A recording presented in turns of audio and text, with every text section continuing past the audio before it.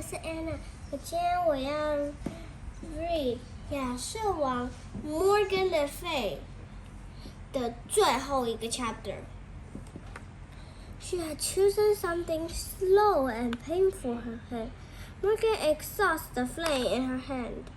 Hearing the noise from the far corner, Arthur opened his eyes and found himself looking at his watch.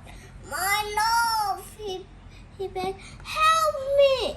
Something is wrong! A grain made no move to come closer.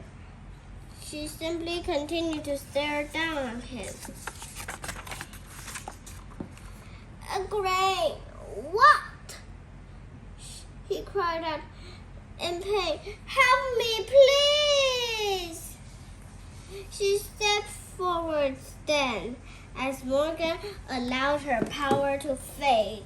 Her own face was revealed.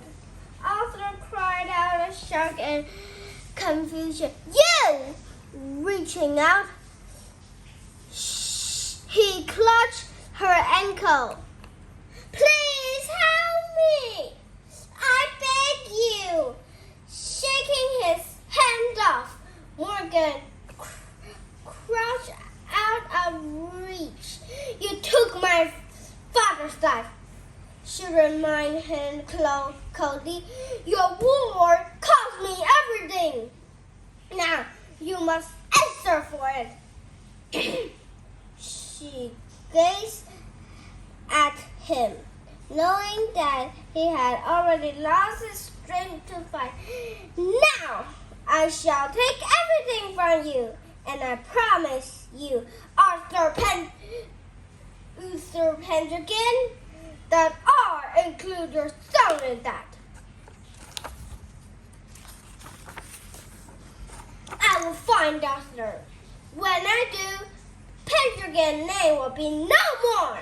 Hearing this, in a last desperate effort, Uther summoned his strength and made a grab for Morgan's arm. But it was too late. Looking down at the king's lifeless body, Morgan stood. Let her anger flow. White light crackled at her fingertips. Thunder rumbled through the night. Her life was not supposed to be this way. She had been a happy child, constant to pass her days at Tentacle, sewing poorly and playing with dogs. Her parents did not raise her to feel hatred, but ceremonies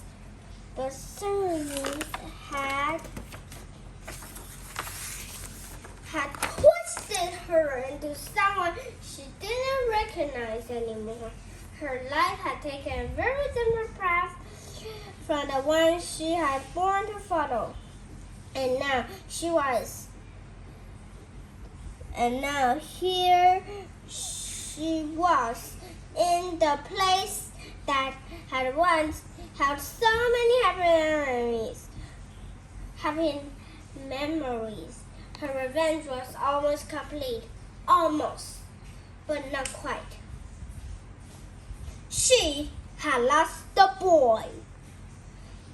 Tearing her gaze from the king's body, Morgan scanned the room, recalling better times. This was the place that she had sat with her father, listening to stories of knights and princesses. The place she loved, but those times were long gone, and Morgan was no princess. The place had one heartache now. Her own father is.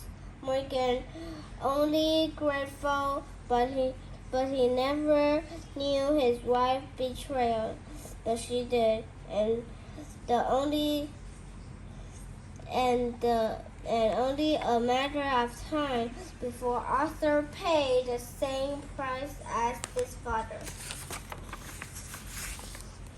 Morgan rode a stolen horse from Tentacle that night. Her mother's fresh first screams of despair issuing in her awake. She has stopped only once to say a final, silent farewell to her father and a girl that once been. She had returned to Tentacle as Lady Morgan, daughter of Glorious, Duke of Cornwall. She was leaving as Morgan Le Fay, the Dark Sorceress. Thank you.